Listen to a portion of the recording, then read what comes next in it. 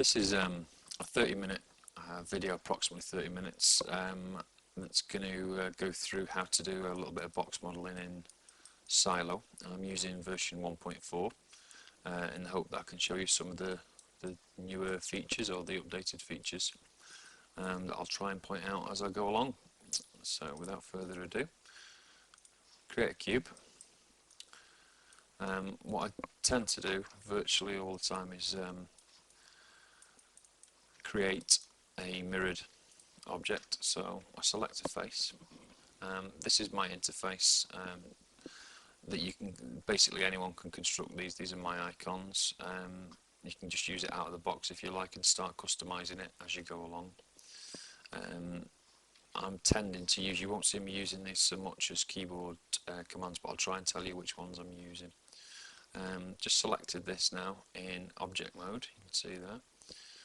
For use keyboard, S for edge, D for face, and then F for object, which is the one I'm in now. So right click on the object and do an instance mirror. So there you can see if I just select that face, that face, that face, that face, you can see this highlighted area that's moving around is the new highlight feature. Works in edge mode, and it gives you an idea of which item, whether it be edge, vertices or face, that you're going to select if you click on that point. So if I click there, that would select that one. If I hold down shift, I could select all three, but I know which one. It's actually very, very useful. It was added in this version, and it's already proved quite useful for me. So a couple of things to note when I'm doing a box modelling like this. I keep snap on, so it's pretty much snapping. You'll see that as I go along, and there are settings that you can adjust your snap settings to suit your need. And we'll keep the seam on, which preserves this seam here along the Z-axis, Z or X axis, any axis you want actually. But, well, sorry, the center axis, and that keeps it will snap any. If you see these vertices that are on, it keeps it snapped. Won't allow me to come off that axis. Okay, just undo that. Control Z. Okay, so what I'm going to do first of all, highlight a couple of those faces there, and using Alt and E, I'm going to select all the way around. Doesn't really need to do it for that one, but that's just becomes a habit. And then if we use Shift and X, that splits it, gives us the slider, so we can put the polygons, the edges exactly where we want them. You see it's split completely all the way around. Very early on for this, but we'll start now just adjusting a couple of the vertices. We're going to make a head, shape of a head. So I literally would start now by just creating a basic shape of a head. One thing I haven't done, you can see I'm moving around all the time. I'm going to be needing a bit more space for the neck, so I'll move it up on the Y-axis slightly. Okay, I'll put another split along here, so select two faces as you can see. Alt-E selects the full loop of this side, and then Shift-X splits that loop. You can see that splits it all the way around. Okay, allows me now a bit more flexibility just to create the shape that I'm looking for. I can select a number of vertices in one go there and move them, miss that middle one, and move them if I need to.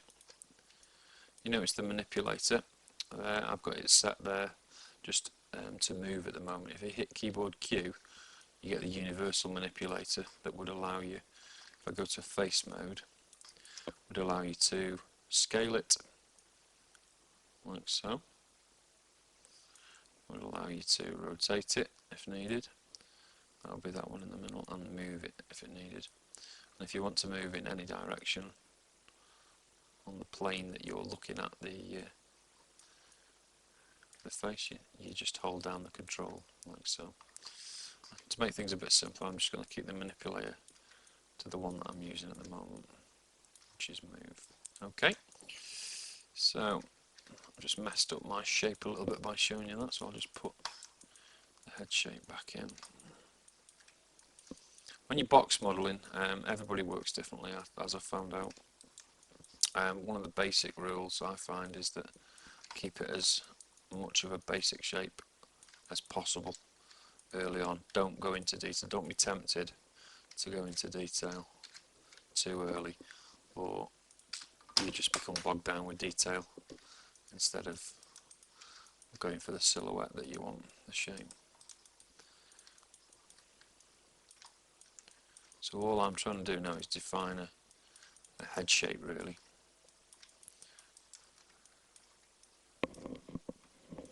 I'm actually going to bring that forward because I'm going to extrude a neck off this quite early on. So I'll go to the bottom, select, go into face mode. There we go. Use the extrude that I've got here.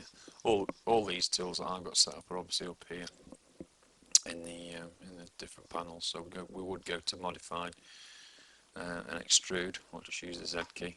I have mine attached to the manipulator, which can be quite useful. So as I say, go to extrude, whichever way you want to do it. Hit extrude, if I can do it, and then just pull that extrude off. I'm going to hit keyboard Y and rotate it slightly forward, and then move it slightly back and down. And I'm going to extrude again, but then keyboard E and make it a bit wider. Notice how we've crossed over some polygons there. If you just select them back and move them, they'll snap back to where you want them. So straight away you can see that we're getting a basic sort of head shape. If you notice there, I must have done an extrude twice because we've ended up with an extra set of faces there, which is no problem, but as long as I noticed it, which I did. So let's just refine this shape a little bit more. I've quite a big jawline on this guy, and I plan on having ears quite low on the back of the head. It's not going to be human, it's going to be more of a fantasy sort of creature, so I'm looking for ears and horns on this guy. So I'm thinking where everything's going to go early on, as you can see. So we're going to use this one here for ears, this area here for ears. This is going to be the eyes up here, and the jawline and the nose here.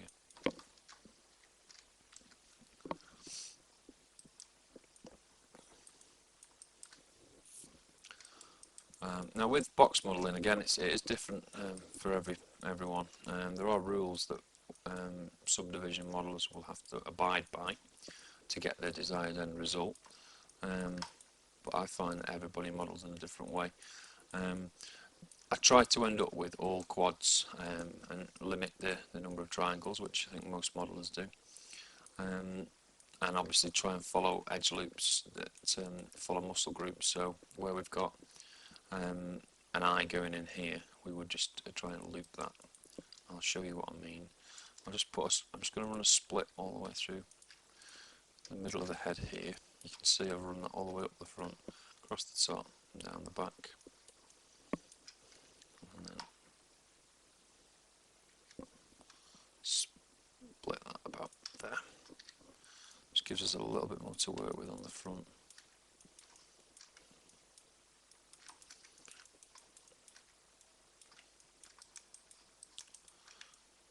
Again, all I'm looking for is basic shapes at this point.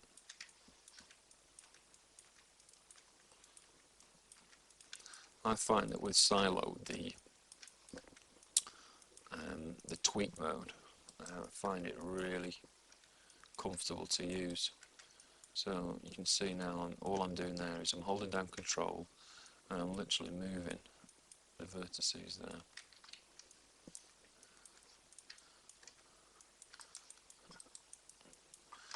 one more split right the way through here. So let's run that one all the way around there.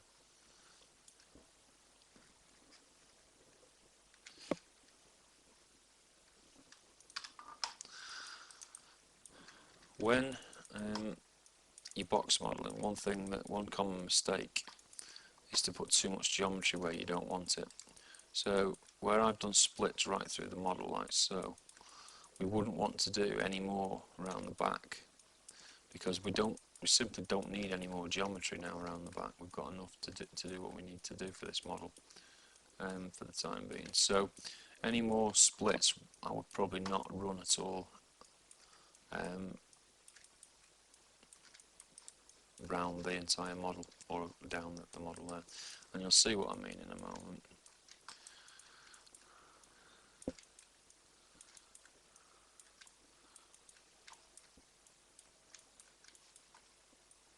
So all I'm doing is still just tweaking that shape, looking at it from as many angles as I can. Okay, we're going to actually have, if you remember I said this guy is going to have horns. I'm going to work out where they're going to come off, which should be around here I think. But the shape of the heads now come together quite nicely. Okay, so let's just put in some basic shapes for the eyes and then we'll do the nose. So back to face mode, I'm going to extrude, scale that down like so. And now I'm going to use something called split. So I've used Alt and X. I'm going to place a point there on the forehead, bring it along here. I'm actually going to come down through the eye now. All I'm doing is touching to the centre of an edge. If you notice, I'll do it one more time here, it snaps to this end point, or this end point, and without letting go, if you bring it to the centre or wherever you need to and release it, it'll go down. Snapping's new in there. You can also bring it to the centre there, and let's bring that around here and bring this up. As I said, I'm going to now use this tool more than running splits right the way around, because I want detail here now at the front, not around the back or anywhere around the head. So we've got to terminate, and I'll show you terminate edge loops or change their direction, and you'll be seeing me using that tool more. Here you can see I've got an n-gon, or a more than four-sided polygon. So what we'll do is we can use the connect tool. So go to vertices mode, select two vertices, and then just right click and connect. And that's given me that set of, let's just move that along, it's given me that set of quads back there, instead of the five-sided that we had. Okay, we'll leave that for now. Go back to this eye. Now the eye in this creature is going to be quite small, but I'm just defining the ring of muscle that will go around it to make it work for me. So that's already given us a sort of shape that we're after, and we'll carry on extruding when we've got that in the right place in a few minutes. I'm just going to put let's just put that one down, just give the cheekbone some definition.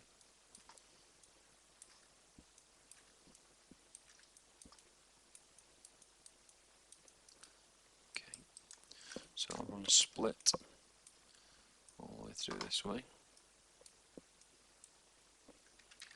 Just Control Z there, undid, because it snapped to that edge I didn't want it to.